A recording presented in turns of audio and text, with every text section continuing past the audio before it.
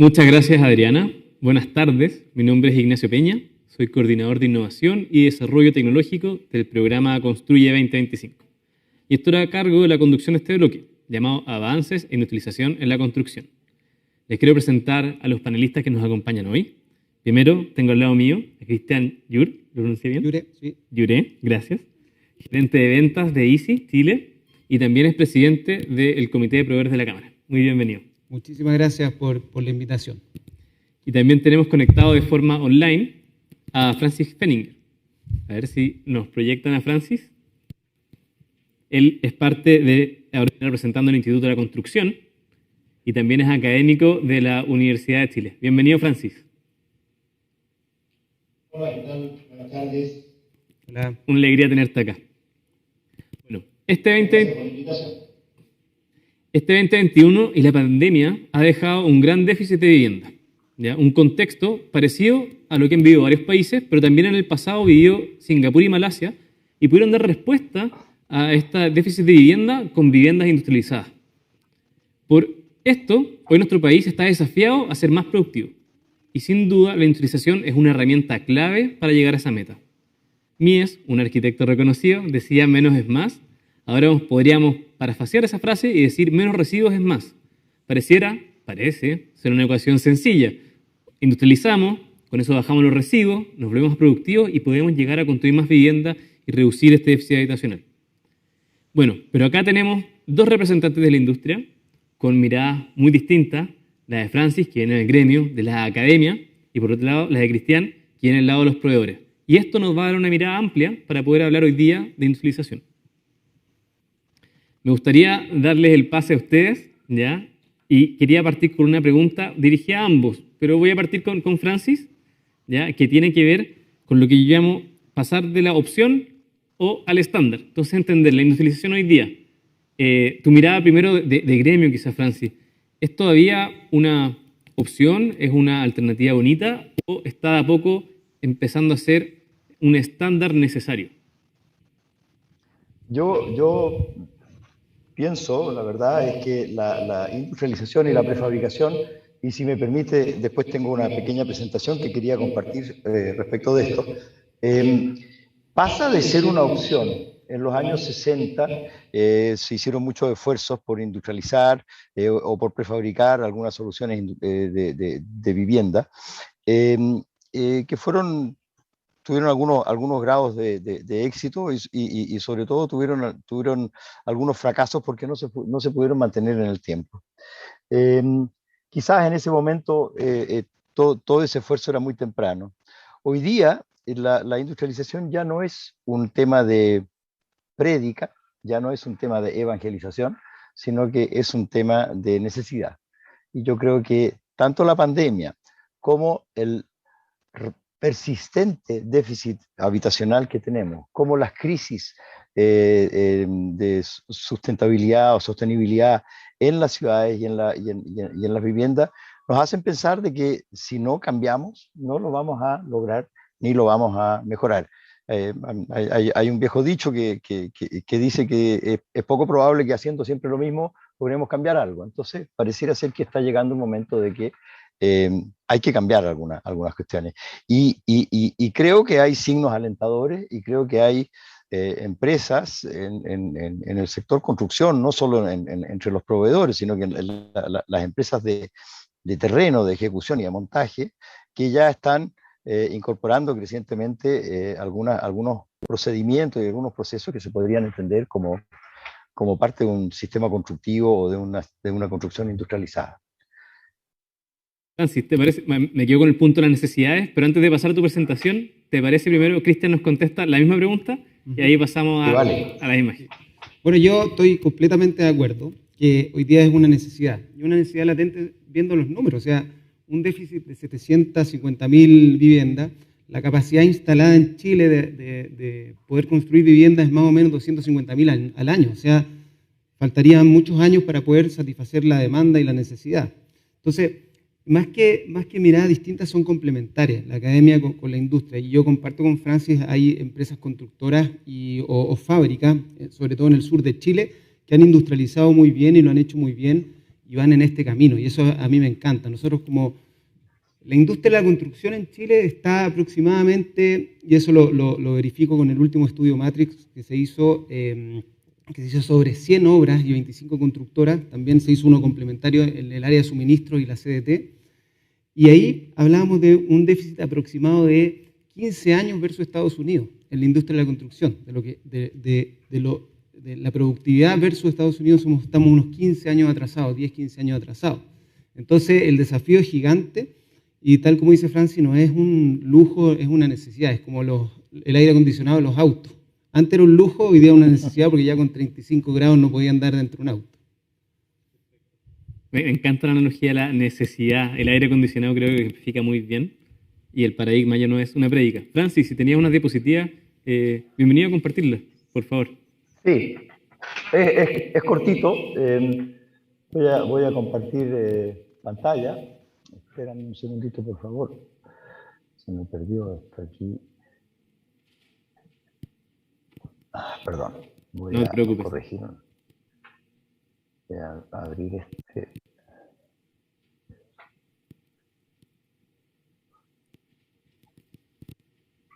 Ahí debería estar. Oye, aprovecho de excusarme, estoy súper disfónico, vengo saliendo de una gripe que me tuvo al borde del colapso y que afortunadamente me avisaron hace un par de horas que no era COVID, así que tengo mi PCR limpio, digamos. Oye, esto es muy breve. La construcción industrializada y una nueva oportunidad. Porque cuando hablamos de construcción industrializada y hablamos de prefabricación, aparecen una serie de imágenes y una serie de fantasías. Algunos se recordarán de las construcciones de la antigua Unión Soviética, ¿no es cierto?, con los edificios de Khrushchev.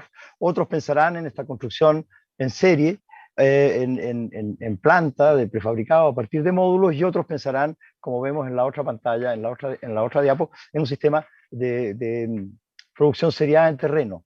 Pero también nos vienen las inevitables y odiosas comparaciones, que en China se demoran 7 días en levantar un edificio de tantos pisos, que estamos 15 años atrasados respecto de Estados Unidos, como decía Cristian recién, que yo creo que es una mirada todavía bastante optimista, o que no somos capaces de construir edificios como se construyen los autos, que desde la época de Ford se vienen haciendo de una manera bastante impecable.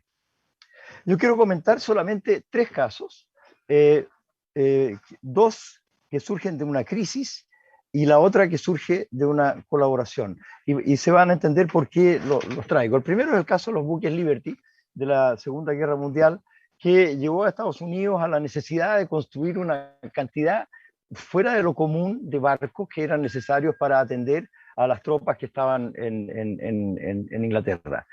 El resultado de este esfuerzo fue construir 2.700 barcos en 4 años y dar empleo a más de 700.000 personas, levantar plantas y zonas de montaje, armando esto en distintos frentes, con una prefabricación por secciones, con grandes plantas de ensamblaje, con un sistema absolutamente automatizado que les permitió en algún momento botar alrededor de un barco cada 8 horas. O sea, era una obra descomunal, que además movilizó al país, se reciclaron materiales, se hizo toda una campaña, que es cómo una sociedad da una respuesta a una demanda o a una crisis.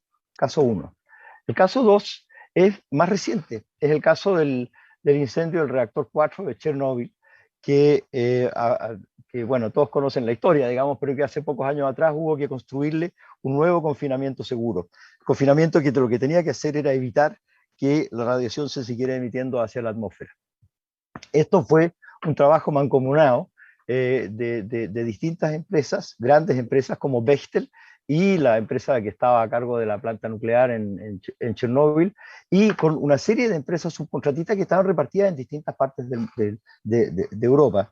En Francia los sistemas de empuje, en Turquía los sistemas de revestimiento, en Italia la estructura metálica. Total, resultaron 25.000 toneladas de estructuras de acero, 20.000 metros cúbicos de hormigón para construir una obra que no se podía construir sobre el reactor, sino que al lado del reactor y que luego había que trasladar y posicionar sobre el reactor. El resultado de esa faena es este edificio, que está aquí a la vista, que se montó 300 metros al lado en 2 secciones, se empalmaron todas las piezas, ¿no es cierto? Se armó la escala de este artefacto, es descomunal, y luego se desplazó con un calce milimétrico por sobre la geometría del reactor, del edificio del reactor que existía y que permitió sellar por los próximos 100 años un problema, una crisis que también había sido creada por los propios humanos, por decirlo así, era una crisis antrópica, ¿no? El tercer caso que quiero comentar viene de un frente completamente distinto y tiene una escala completamente distinta, y me parece interesante ponerlo por eso. Es el caso que conocí hace un par de años atrás en Colombia, de la empresa Woodpecker, que en base a una pregunta básica, que es decir, ¿qué puedo hacer para reciclar el cisco del café, que es la cascarilla del café?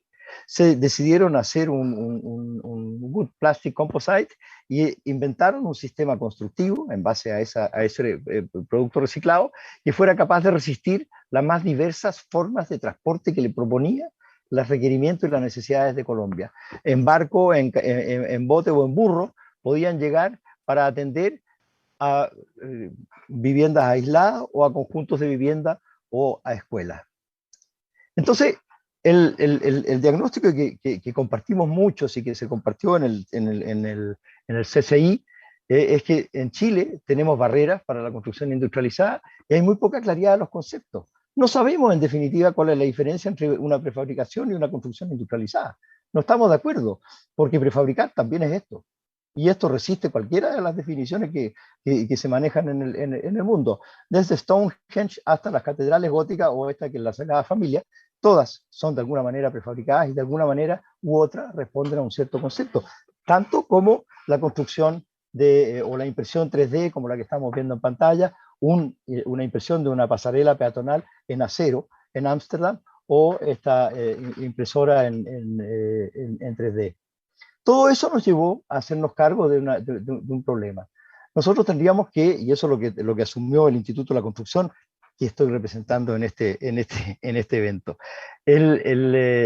había que hacer un anteproyecto de norma para ponernos de acuerdo de qué estamos hablando. Y ese anteproyecto de norma que se formuló, se elaboró entre agosto y diciembre, y en realidad se prolongó hasta los primeros meses de este año. Congregó a más o menos 58 personas, con una participación promedio de 35 personas. O sea, había una participación de muchas personas interesadas, representantes de todo el sector construcción, como está ahí en el cuadro, que tuvimos sesiones semanales en el pequeño comité y quincenales en las sesiones ampliadas, para lograr establecer un lenguaje común respecto a los términos y definiciones básicas en la industria de la construcción. Porque eso iba en parte a contribuir, y no va a resolver el problema, las normas no resuelven el problema, a lo más lo encausan, iba a resolver en parte algunos de los problemas que se habían encontrado en las barreras de entrada que algunos términos de referencia tenían. Se analizaron más de 94 términos que los participantes encontraron que eran necesarios, se seleccionaron por un sistema de votación online, una totalidad de 32 términos que se clasificaron para llegar a unas definiciones básicas y a una clasificación de elementos y componentes prefabricados según elementos lineales, planos, tridimensionales o habitables. Y se llegaron a algunas conclusiones básicas, ahí están las definiciones, no me quiero detener en esto, pero que son fundamentales para ponernos de acuerdo en qué es lo que cada uno de nosotros puede hacer. Lo voy a dejar ahí, para no alargarme, porque lo que viene tiene que ver con otra pregunta que me habían hecho un rato, así es que voy a dejar de suspender, de compartir para que sigamos dialogando entre todos. Aún así, quería quedarme con los ejemplos que nos fuiste dando y quizás continuar un poco la historia de los ejemplos, y quería ponernos en contexto con una noticia que se dio la última semana de septiembre, que una empresa china, la típica que tiene una noticia de casi 10 pisos en 10 días, quiere y tiene la intención de aterrizar en Chile. Entonces, pareciera como que está llegando Netflix y nosotros somos Blockbuster, Entonces, no sé si realmente es ese paradigma que tenemos una sentencia en un tiempo más. Y por otro lado, tenemos empresas como Tecnofast, que compra una empresa en Estados Unidos y es una empresa chilena que va a migrar a un mercado norteamericano. La verdad es que eso yo lo he escuchado en Not Company, pero de una empresa utilizadora chilena a mí me pareció bastante atractivo. Entonces, ¿dónde estamos? ¿Estamos atrasados? ¿Estamos adelantados? Estas dos noticias, ¿cómo las ven ustedes? Estamos desarticulados, porque hay sectores que están muy bien y que son, por ejemplo, Tecnofast, que tiene genuinas aspiraciones de transformarse en un líder en la industria del prefabricado a nivel mundial, pero seguimos a nivel semi-artesanal en casa, en algunas otras partes, ¿no? Entonces estamos justo entre medio. Que si hay espacio para que vengan las empresas chinas, yo creo que sí. Hay que ser cuidadoso con las prácticas, ¿sí? Con las buenas prácticas. Claro. Uy. Pero ahí yo comparto lo que dice Francis, dos cosas. Estamos desarticulados. Y una de las palancas estratégicas es la integración. Pero no la integración en cualquier momento, sino que la integración temprana. La integración en el diseño, en el mandante, en el momento de que la inmobiliaria está haciendo su proyecto. Yo creo que hay cuatro palancas clave, que es crear valor y una creación de valor de excelencia. La integración temprana de toda la cadena, proveedores, fabricantes, constructoras, subdistribuidores, subcontratistas. La digitalización también, por supuesto. Y como cuarto pilar, que ahí también me gusta, y complemento lo que dijo Francis, separar lo que es industrialización de prefabricar. ¿Qué es una cosa y otra? Y definirlo bien. Y para eso tenemos que definir. Vuelvo a las cifras, al estudio Matrix. Por ejemplo, lo que se pudo ver en esas 100 obras, que cuando se usaban elementos prefabricados, la productividad aumentaba en un 22%. Cuando se usaba la digitalización, modelos BIM, que BIM todavía estamos muy lejos de lo que realmente esperamos, la productividad aumentaba un 13% en esta muestra de 100 obras. Cuando trabajamos integradamente, con la integración temprana, mejoraba un 36%. Entonces, todos esos son datos duros que se han manejado, que están en los estudios, y que realmente yo creo que es un objetivo nosotros ir para allá, pero fundamentalmente trabajar desde la integración temprana, desde el diseño con las especificadoras. Y falta mucho, ¿eh? Bueno, tú me presentaste, yo soy gerente de Easy, ¿cierto? Y en retail no pasa eso. En retail, si tú vayas a un Jumbo acá, o vayas a un Target allá, o lo que sea en Estados Unidos, exactamente igual, las cajas son las mismas, el modelo de inventario es el mismo, los hubs son los mismos, las bodegas oscuras son las mismas. Un Easy acá, un Home Depot de Estados Unidos, no hay grandes diferencias. Y en la industria del retail no hay tanta gente que trabaje como la construcción. Son 750.000 trabajadores de la construcción.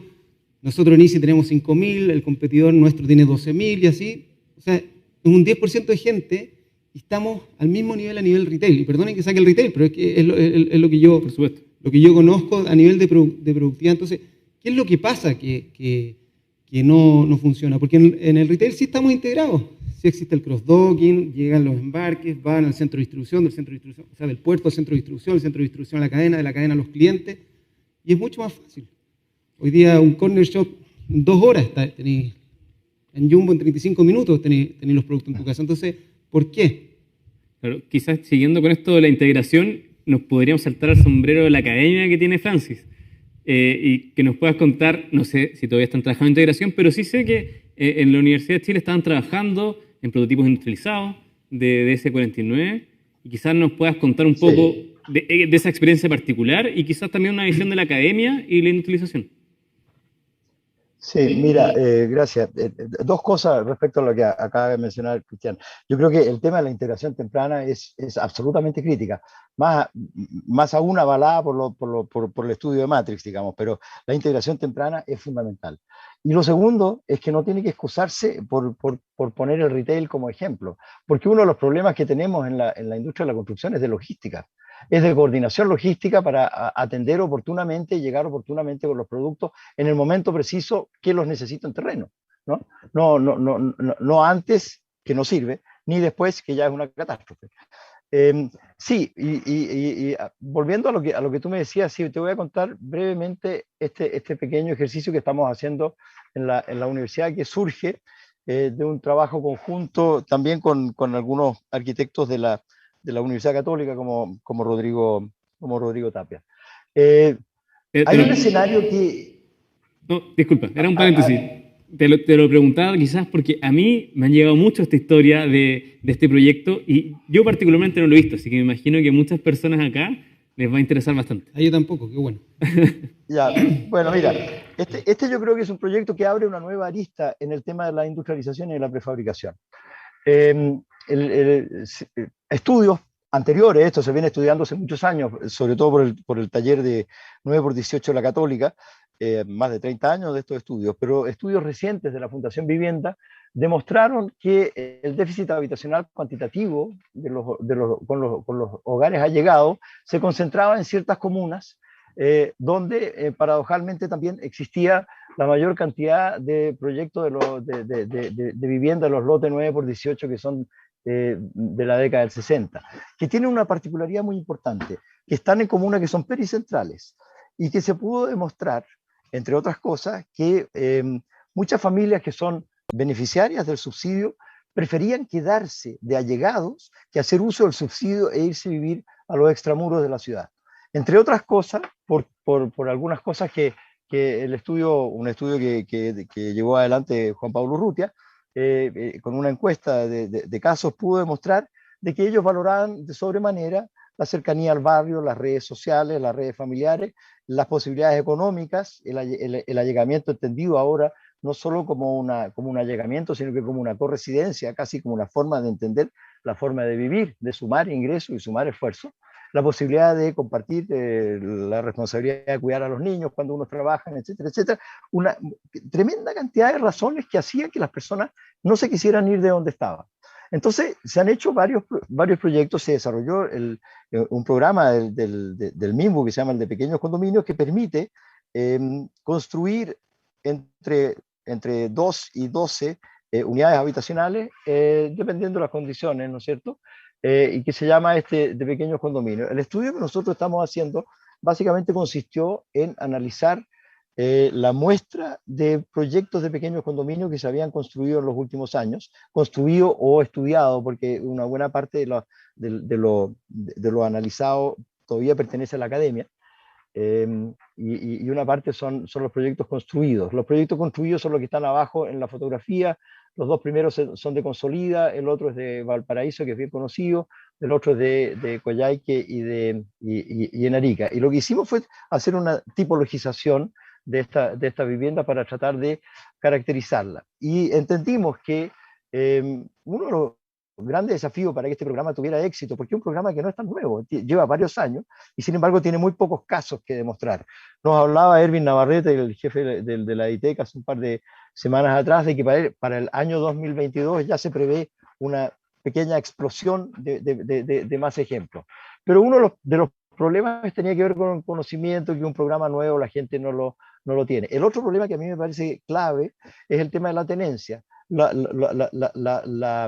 Los estudios de título no están al día y eso es algo que habría que emprenderlo, porque eso frena este programa, frena los programas de reconstrucción para caso de emergencia, etcétera, etcétera. O sea, invertir en regularizar tenencia de la propiedad en Chile es una política pública que valdría la pena estudiar.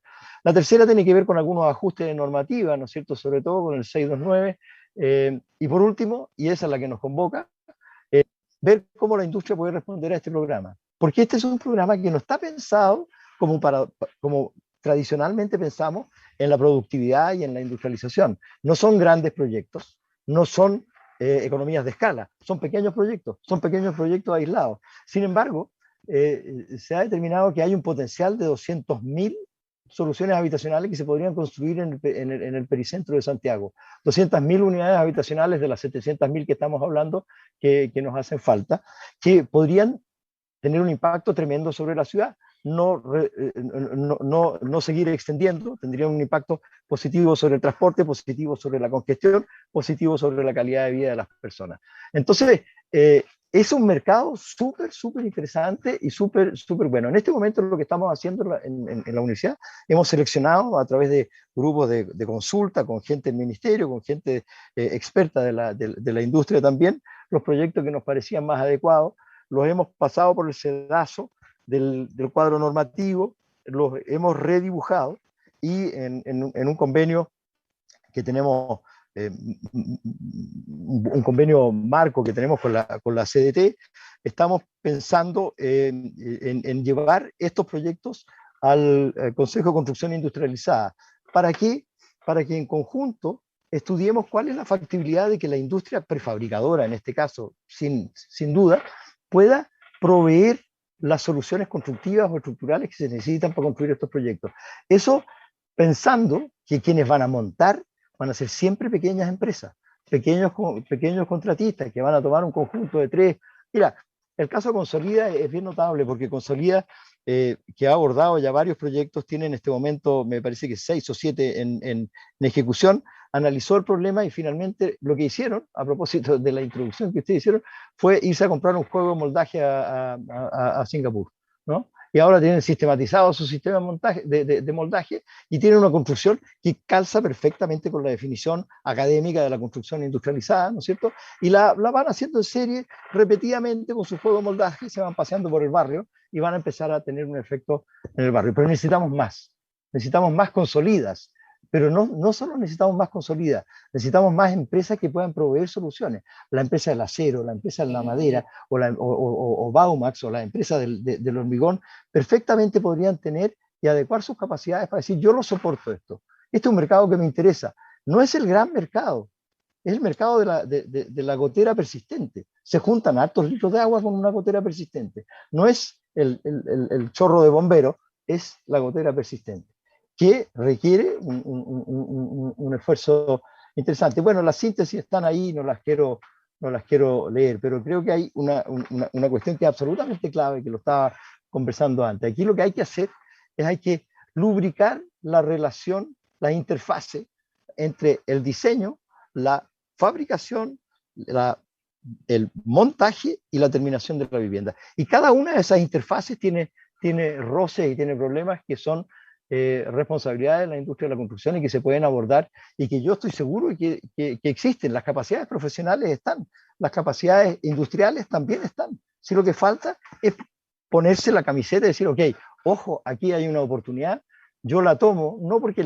no porque me interese que le vaya bien al ministerio con su programa especialmente, sino que porque me interesa que esta es una solución que le puedes dar una respuesta a cientos de miles de familias y que puede dar una respuesta súper efectiva para el crecimiento y desarrollo de la ciudad. Entonces yo creo que el desafío está ahí. Esperamos tener buenos resultados en el corto o mediano plazo con el CDT. Eso era lo que yo quería compartir con ustedes.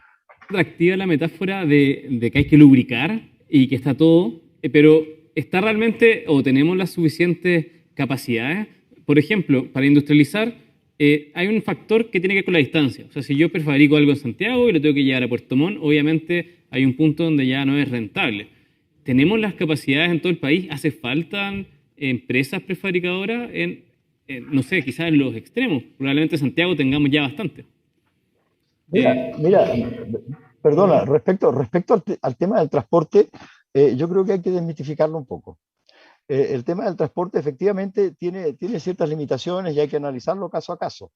Pero a mí me ha tocado participar en proyectos donde hemos prefabricado un conjunto, un pequeño condominio y lo hemos mandado a Bagdad directamente.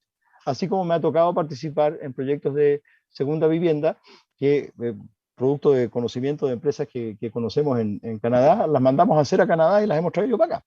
Entonces, el tema del transporte es un costo que uno tiene que asumir y contrastar no con cuánto me cuesta transportar los fierros, sino con cuánto tiempo me voy a ahorrar. Y al hacer la ecuación completa, a veces resulta y otras veces no resulta. Pero hay que desmitificarlo. Ahora, si estamos más empresas prefabricadoras en regiones, es posible que sí. Pero más que empresas prefabricadoras, lo que necesitamos es una red de montajistas que estén capacitados y soportados y apoyados por las empresas prefabricadoras. ese va a ser el punto clave, ¿no? ¿Sabes qué, Francis? Cuando mostraste el ejemplo de pequeños condominios de Consolida, a mí me tocó ver uno, quería comentar antes de terminar, y lo encontré realmente espectacular. Espectacular cómo esas familias, porque eran familias que vivían en 3 hasta 4 pisos, fui a ver uno de Peñalolén, la felicidad de la señora Rosa, que me tocó estar con ella, pero realmente espectacular, de una calidad impresionante, las terminaciones, y cómo se veía la construcción en pequeños condominios. Yo creo que el tema va por ahí. Y ante tu pregunta, las capacidades para mí están. Yo creo que las voluntades y el conocimiento también está. Si lo que falta acá es tener una cohesión con los incentivos correctos. Con los incentivos correctos, si tenemos los incentivos correctos como en todas las cosas, creo que esto puede ser posible. Para eso es la mirada. La Cámara chilena es una excelente plataforma y los comités de suministro una excelente plataforma para integrarnos en esto. Nosotros hemos dado pasos. A lo mejor no han sido los pasos más gigantes, pero estamos apuntando a eso y queremos integrar, y es un espacio fértil para que podamos trabajar cohesionadamente y con los incentivos alineados todos, porque, insisto, las capacidades están, la voluntad está y el problema está detectado. Y cuando uno tiene el problema detectado, ya tiene el 50% del problema resuelto.